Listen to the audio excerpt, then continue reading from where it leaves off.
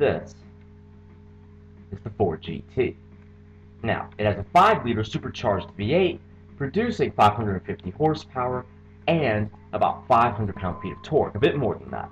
Now, it does weigh just over 3,300 pounds, so it's light, but if you ask me, they could have made it lighter. But to be fair, this was about 2005, so for 2005, it's not actually too bad. But there were lighter cars at the time with performance similar to this of the time. But enough statistics. Let's see how it drives. Well, hold on. I'm delighted to say the brakes are good, it handles pretty good, even though it's a bit oversteery, and it's very fast, and quite loud. But it also sounds good, so it's not just all grunt. I mean, listen to that. That's just brilliant.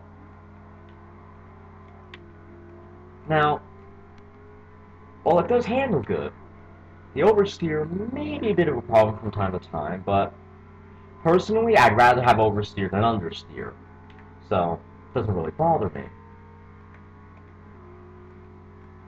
Dear gosh, this thing's quick. Now, the interior is pretty nice, except for the fact that the speedometer is almost on the passenger side of the vehicle. And people will think that it looks cool. I didn't say it didn't look cool, it's just they're driving on the highway, a fairly busy highway, not traffic, but just so you're moving, and you're like, oh, well, how fast am I going? Because you see a cop somewhat down the road. You have to look over. To be fair, you probably could just move your eyes, but even then, that's not terribly safe, is it? And it does seem to be a bit far away, so you might have to squint, or, oh dear, or move yourself up in your seat to try and see it. Yes, I'm running manual clutch, so I did stall it. Now, people will probably be arguing with me at this point, saying, yeah, but the Viper had the same sort of layout with those being there. Well, yes, the first one did. And to be fair, that wasn't too far away, and nor was the speedometer in a ridiculous place. So, yeah. You could have made a good argument, but yeah. And to be honest, I prefer the third or fourth gen Viper's waterfall gauge arrangement.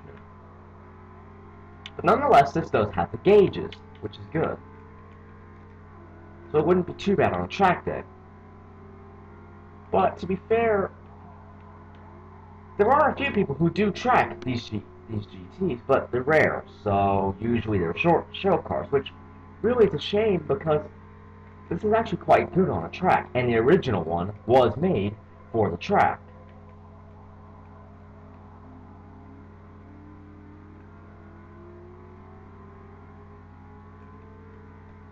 Now, I'll be honest, while Jeremy Clarkson had this, he did have a few reliability issues, so you might want to be careful when owning one of these things. But people will probably be saying right now, well, why would I get this one when I could have the newer one? The 2015 or 2016 Ford GT, the one with the 3.5-liter twin turbocharged V6. Well, let me explain why you would probably have this one instead of that one. You see, this has the V8 that everyone wants. I'm sorry if I'm going so fast. It's kind of hard not to. This has a supercharged V8 that everyone wants, and that's a really nicely detailed engine bay, even for the 360. But anyway, this has the 5-liter V8 everyone's raving about, because these days, I've seen a lot of angry comments saying, oh, it has a 3.5-liter V6, it's not really a GT anymore. It's, it doesn't have the V8. And to be fair, I was the same way. I was disappointed they didn't put a V8. But to be fair, with these times, you're going to see a lot of V6s, or twin-turbo V8s, and smaller V8s, and all that sort of stuff these days. But the thing is, that while that one looks brilliant, you could probably make this just as fast with that with a few modifications, and it could possibly be cheaper if you don't go for a special edition. And if you ask me, while the new one is an evolution of the GT, this looks like the car. This looks like the replacement for the original GT40. And so, to me, this stays closer to its heritage. While the new one does look a bit like this one and the 40, well, very vaguely, but like the 40, it's this one that really, that sort of resonates with me. This one is the one I have. The new one is brilliant, but I can make this old one just as fast. The new one is really cool, but it's sort of too evolutionized. It's lost a bit of the car it used to be. It's lost where it came from, if you will. And that's the shame with the GT, the new one, is that it's sort of it's sort of a LaFerrari from Ferrari, which the original GT was was basically to wreck Ferrari. Not like wreck them off the track, but you know, REKT. It was basically to destroy them in Le Mans because they were going to have a joint venture. Ferrari canceled it, and Carroll Shelby wasn't too happy about it. But the thing is, the new GT doesn't. They I've heard rumors of 600 horsepower, 700 horsepower, but the thing is, you could tune this thing to get 700 horsepower or 1,000 horsepower, and then it would be faster than a LaFerrari, and for probably less than the new GT. And I read this, and I know don't believe everything you read, I know, but still, I read the new GT has more bar lines of code in terms of safety, in terms of, you know, aerodynamics and whatnot, than a Boeing 747. It's a GTR from America now. Yes, it's going to be a marvel to drive, but it's not going to be. If you ask me, it's not going to be as raw as this one is. The new one is brilliant, but it's lost it's lost in trying to be modern. It's lost in trying to keep up with the times rather than making old things stick. It's lost. It's trying to change its identity. You know when you see those TV shows, you know, particularly on Disney, oh, I'm gonna change my identity because everyone says I should.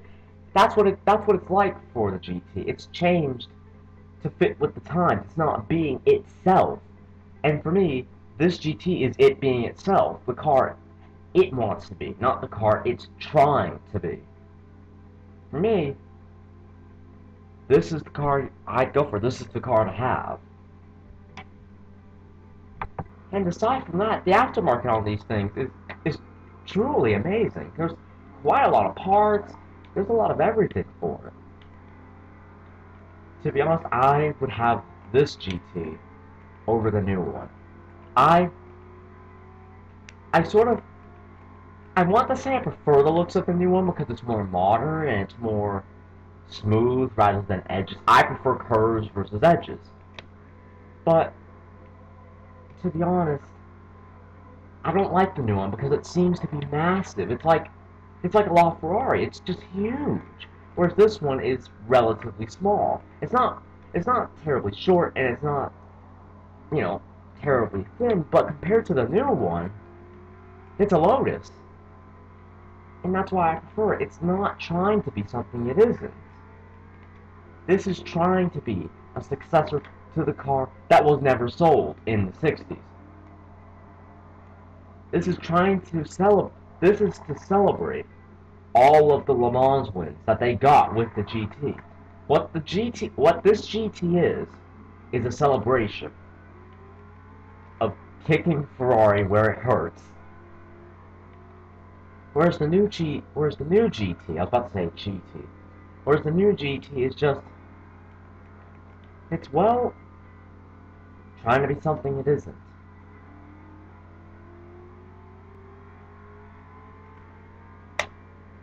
And while it may sound good, it'll never sound like this GT will.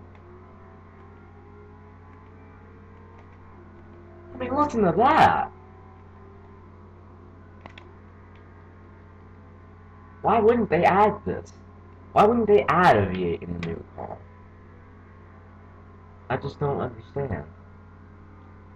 I know that they can get just as much power with less displacement, but That giving the new GT a V6 is like giving the Viper a V8.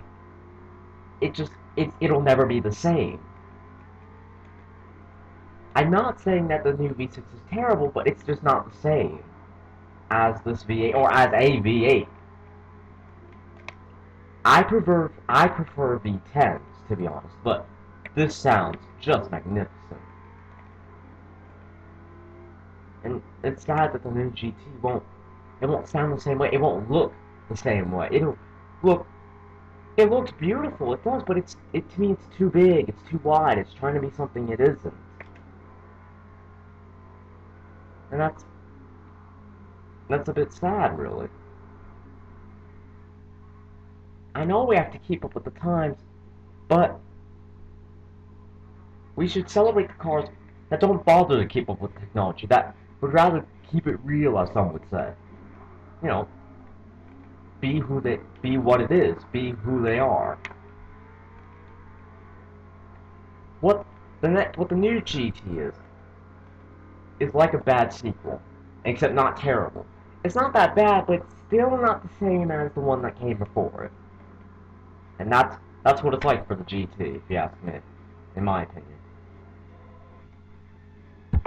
Anyway, guys, if you enjoyed this review, don't forget to like, comment, share, and subscribe. And I am Viper for life. I haven't said that. I didn't say it earlier, but yeah. So yeah, I am Viper for life. And don't forget to like, comment, share, and subscribe for more. And I will see you all later.